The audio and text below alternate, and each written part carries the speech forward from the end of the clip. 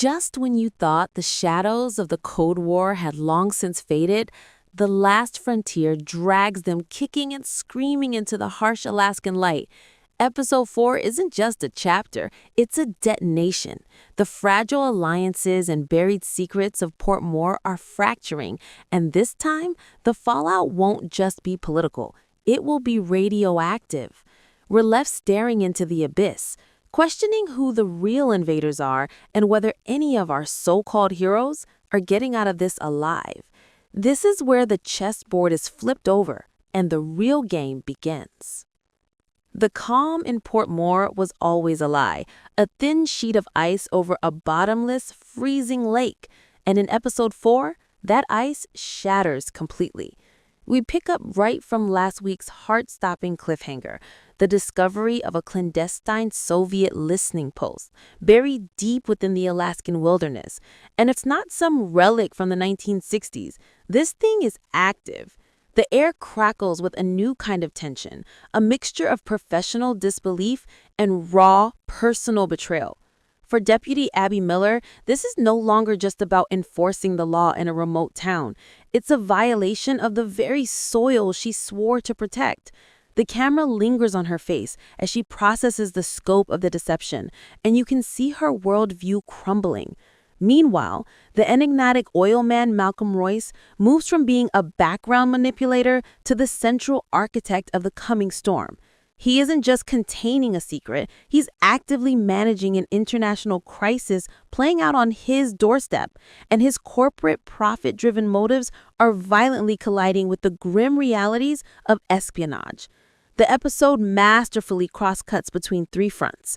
Abby and her small team at the eerie listening post, trying to understand what they found. Royce in his sterile corporate office, orchestrating a cover-up while trying to maintain his grip on the town. And the ever-resourceful ferryman, Benny, who was starting to connect the dots in his own quiet, observant way. The pacing is relentless, each scene a tightening screw, building a sense of claustrophobia even amidst the vast, open landscapes. The characters are trapped, not by walls, but by the knowledge they now possess, a knowledge that has made them targets. The central question of the episode shifts from, "What is this?" to a much more terrifying, "What are they going to do about us?" The suspense is woven through every interaction. A simple conversation between Royce and a visiting state official is loaded with unspoken threats and coded language. You find yourself leaning in, trying to decipher the meaning behind every pleasantry, every forced smile. The show understands that true suspense isn't just about car chases and gunfights. It's about the quiet moment when a character realizes their phone line has a faint, persistent click. It's about Abby looking over her shoulder in her own police station, wondering if her deputy, the one she's known for years, is who he says he is. The trust that held this isolated community together is evaporating, replaced by a pervasive paranoia. The visual storytelling is stark and powerful. The harsh, beautiful Alaskan daylight exposes nothing, while the secrets truly thrive in the perpetual twilight. The score, a character in itself, swells with droning, ambient dread, making even a shot of a quiet forest feel ominous and watchful. We are given pieces of the puzzle, but the full picture remains terrifyingly out of focus. The listening post is just the beginning. It's the what and the how. But the who and the why are about to lead us down a much darker path, one that implicates people we, and Abby, once thought were beyond reproach. The unraveling has begun, and there are no clean threads left to pull. As Abby and her small, trusted team secure the ghastly discovery, the true horror of the listening post begins to reveal itself. This is no simple Radio Shack. It's a technological marvel, a spider at the center of a web of wires and antennas, all pointed directly at a much bigger prize than Port Moore, a nearby U.S. military communications array. The Soviets weren't just listening to town gossip. They were conducting one of the most audacious intelligence-gathering operations in modern history, using American soil as their perch. The tension inside the bunker is palpable, thick enough to choke on. Every creak of a floorboard, every flicker of a vintage light bulb sends hearts racing. They find logs, transcripts, and recordings that paint a devastating picture of the post's efficiency. And then they find the crown jewel, a specific, heavily encrypted data file recently uploaded. The name of the file is a code name, Polaris. The hunt for Polaris becomes the driving force of the episode's second act. This isn't just data, it's a key. Meanwhile, Malcolm Royce's corporate facade begins to develop hairline fractures. He receives a visitor, not from the KGB, but from a sleek, terrifyingly polite executive from his own corporate headquarters. This man, Mr. Shaw, speaks in calm, corporate euphemisms, but his message is a clear and present threat. The asset is compromised. The shareholders are anxious. This requires a permanent solution. We realize Royce is not the master of this game. He's a middle manager in a global syndicate where profit and patriotism are indistinguishable, and both are disposable. The pressure on him is immense, and we see him make a decision that will forever damn him in the eyes of the audience. He gives the order to not just contain the secret, but to erase it, and that includes anyone who stands in the way. The episode's most brilliant sleight of hand is its deepening of Benny's story. While everyone is looking at spies and oilmen, Benny, the man who exists between the cracks of this world, makes a connection everyone else missed. He remembers a specific, high-frequency signal once picked up on his ham radio, a signal that matches a pattern mentioned in an old fisherman's tale about ghost voices in the static. He realizes the Soviets didn't just burrow into the land. They used the unique atmospheric conditions of the Alaskan coast, the very thing that makes communication so difficult, as their cloak. The enemy wasn't just in the ground. They were in the air itself. This revelation recontextualizes everything. The frontier isn't just being invaded. Its own natural laws have been weaponized against it. It's Deputy Luke Larson, Abby's own partner. The man she trusted to watch her back is the one chosen to put a knife in it. The show brilliantly lays the groundwork for this, showing Luke's growing discomfort with Abby's rogue investigation, his concerns about his pension, his family. He's not a mustache-twirling spy.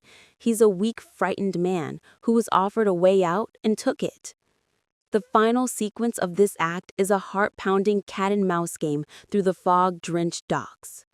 Abby, now aware she's being hunted, but not knowing by whom, uses her intimate knowledge of the town to stay one step ahead. The sound design is incredible here. The mournful groan of a foghorn, the lap of water against the pilings, the distant bark of a seal. Every sound could be a footstep, every shadow a killer. She's cornered in a net shed, surrounded by towering stacks of crab pots, when Luke steps out of the mist. The confrontation is not an action spectacle, but a devastating emotional collapse. His face is a mask of anguish and shame as he raises his gun, begging her to just make it easy. This is the true cost of the last frontier, not death, but the death of trust, the murder of community by the people who were supposed to be its guardians. In the suffocating silence of the net shed, with the gun trembling in her own partner's hand, Abby Miller doesn't plead. She doesn't bargain. She simply looks at Luke and speaks the truth with a terrifying calm. They won't let you live, Luke. You're a liability now, too. This single sentence is more powerful than any physical struggle. It's a psychological torpedo that hits its mark dead center. You can see the realization dawn in Luke's eyes, the horrifying understanding that Royce's permanent solution includes the loose end of a cop who murdered his own superior. The gun wavers. The facade of the tough, decisive action crumbles to reveal a scared, trapped man. In that moment of his hesitation, Abby moves not with violence, but with purpose, disarming him in a brief, brutal scuffle that is less a fight and more a desperate act of survival. She doesn't shoot him. She leaves him there, crumpled on the wet wooden planks, a broken man surrounded by the tools of an honest livelihood that no longer exists in Portmore. This choice defines Abby's character. She's not a killer. She's a preserver of order, even when the world has descended into chaos. But her escape is not a victory. It's the moment she crosses her own Rubicon. She can never go back to being Deputy Miller. She's now a fugitive in her own town, an enemy of the state she swore to serve, hunted by both the corrupt local system and the unseen global forces manipulating it. With nowhere else to turn, she makes her way to the only person left who operates outside the system, Benny. Their alliance, once a thread of mutual respect, is now a forged-in-fire pact. Benny, having pieced together his theory about the atmospheric signals, reveals his own discovery. He believes there is a second site, a relay station that boosts the signal from the bunker out to a Soviet submarine lurking in the Bering Sea. The conspiracy is not a single point of failure, it's a network. As Abby and Benny disappear into the unforgiving wilderness, heading for the coordinates Benny has calculated, the perspective shifts back to a furious Malcolm Royce. He's informed that Abby has escaped and that Luke has been dealt with. Royce's cold corporate demeanor finally shatters. He smashes a glass against his office wall, his rage a raw, dangerous thing. He barks orders to mobilize his private security team, no longer lawmen or spies, but pure mercenaries. The hunt is now official, and it will be a military-style operation. The frontier has become a war zone, and the battle lines are drawn not between nations, but between truth and power. The final moments of episode 4 are a quiet, devastating masterpiece. Abby and Benny, having trekked for miles, find the relay station exactly where Benny predicted, a seemingly innocuous weather monitoring array on a desolate, wind-scoured cliffside. But as they approach, they find it's not just a machine. It's being tended to by a man, an old, grizzled Alaskan native fisherman, a man Abby has known her entire life. A man who taught her to fish as a girl. He doesn't run, he doesn't pull a gun. He just looks at them with a profound, weary sadness. He is the ghost, the long-term, deep-cover Soviet agent, an illegal who has been living his cover for over 40 years. He is so deeply embedded that he is Alaskan. His final words to Abby are the thematic core of the entire series. There is no frontier child. Only people and the lies they choose to live. He then activates a self-destruct on the relay, destroying the evidence, and slips away into the twilight not as a triumphant spy, but as a haunted man returning to the only life he has ever known. This ending reframes the entire conflict. This isn't a story about Russians versus Americans. It's a story about identity, about home, and about the devastating human cost of a war fought in the shadows. The real last frontier is the human soul, and it can be conquered not just by enemies, but by the lies we tell ourselves to survive. So what does this mean for the future? Abby Miller is now completely alone, a prophet of truth in a wilderness of deception. Her only ally is Benny, a man who trusts the airwaves more than people. Malcolm Royce is now a rogue element, his corporate mandate shredded, his only path forward stained with more and more blood. The discovery of the deep cover agent proves this conspiracy goes back generations. It is a rot that has been festering for decades. The question for episode 5 is no longer about exposing a single listening post. It's about how you fight an enemy that is not an army, but an idea. An enemy that looks like your friend, your neighbor, your teacher. Abby's mission has evolved from law enforcement to survival, and ultimately to a crusade to take back the soul of her home. The chessboard is gone. This is a knife fight in the dark. And the next move will determine not just who controls Portmore, but what truth and America itself is even worth in a world without frontiers.